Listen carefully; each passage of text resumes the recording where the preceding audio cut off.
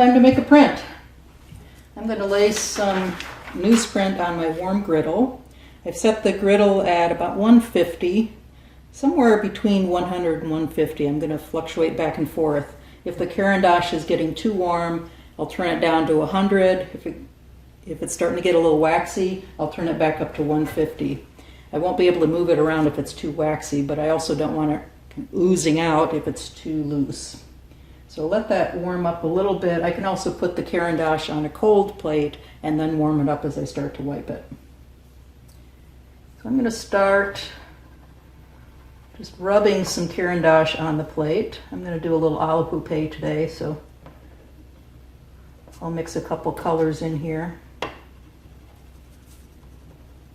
I don't need to cover the whole plate, but I need to get a fair amount on there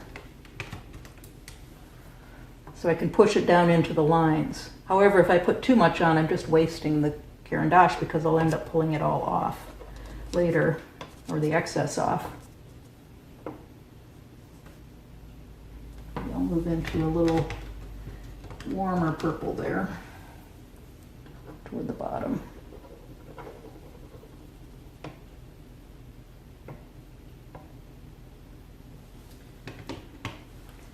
All right, now that I've got Caran d'Ache on the plate, I'm going to take some of these Q-tips and start pushing it down into the lines and the textures that are on the plate. This is a soft ground plate I made as a demo at school, so it has a lot of texture on it.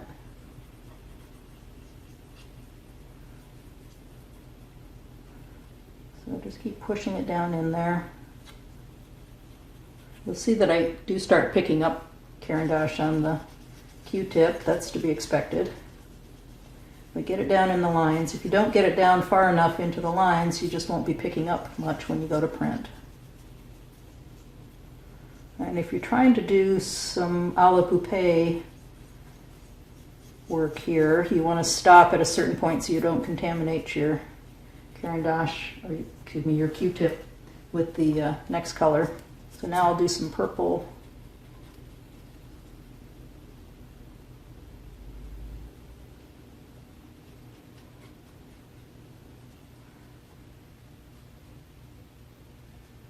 Get that pushed in there. Suddenly I'm feeling like Bob Ross. And another one for the red. Let's make some happy prints.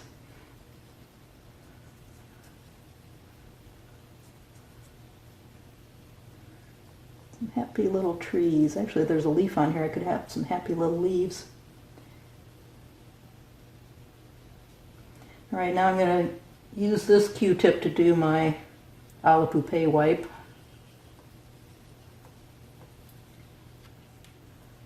Flip it over so I don't mix the red in there.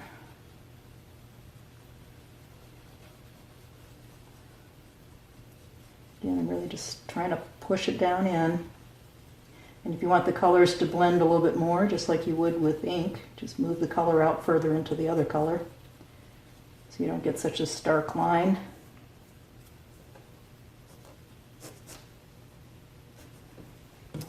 At that point, I've got Caran d'Ache over the whole plate. So now I'm going to take the t-shirt scrap and start wiping. It's sort of like wiping with tarlatan, only a lot softer. It's really easy to pull the Caran d'Ache out of here. So what I'm going to do is sort of whisk across the plate rather than what I would call wiping. So my fingers are back here, so this part is really floppy. It's just pulling across, and it's pulling up the excess. And you can see there's quite a bit of excess on there, so maybe I didn't need quite so much Caran d'Ache. But you can experiment with how much you need, because if you don't put enough on, then you also won't get a good print. I'm still in the early stages of figuring this out.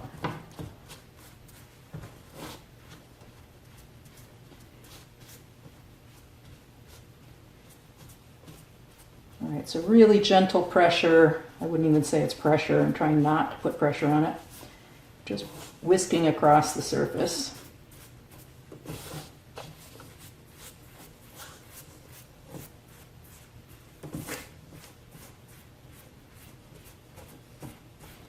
Nice thing about using Caran d'Ache is look how clean it is. I've hardly made a mess. Usually when we're wiping plates with ink, there's ink everywhere.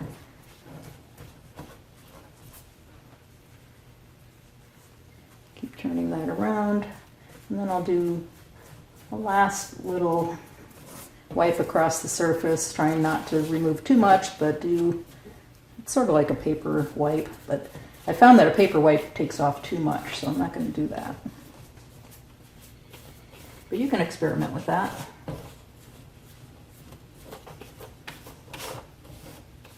There's my happy little leaf. All right, we are ready to print. If you got Caran d'Ache on your fingers, which I did get a little bit on, I didn't wear gloves. Remember, these are water soluble, so not so bad for you.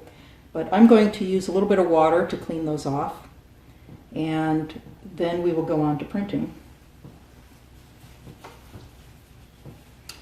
All right, we're back and ready to print. So I'm going to take my plate, put it on the press bed. Set it over here. Grab some paper out of the water. We're using Arnheim paper here, but I've used, let's see, BFK, Reeves Lightweight. I tried Japanese paper too and didn't have a lot of success, but I do want to try it again. Newsprint prints wonderfully, by the way, which it always does. Lay the paper down. Make sure you have paper that's wet enough. Don't let your paper dry out, because it's the water that's going to loosen up the water-soluble Caran d'Ache. It probably also helps to keep it warm on the hot plate if you're waiting around for paper to soak. So I'm going to put this in the press. Oops, I have to hang on. I got it caught under there. Now I'm going to roll it through and take a little bit of pressure. Remember, it's etching, so you do need some pressure to do this. It's going to feel like you're going to break the pasta maker.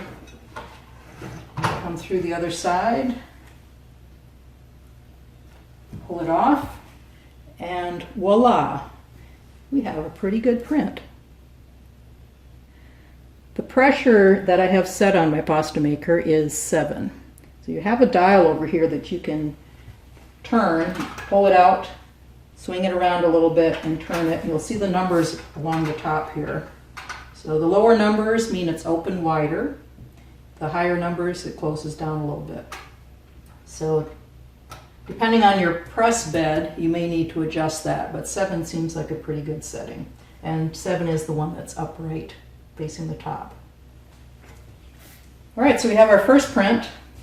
Granted, the borders are a little off, so not what I would normally expect for an etching, but we are making prints in the age of social distancing, and this is the best we can do. So do what you can. We can always cut these down later and work with them, but this is going to work for us. So have fun with it.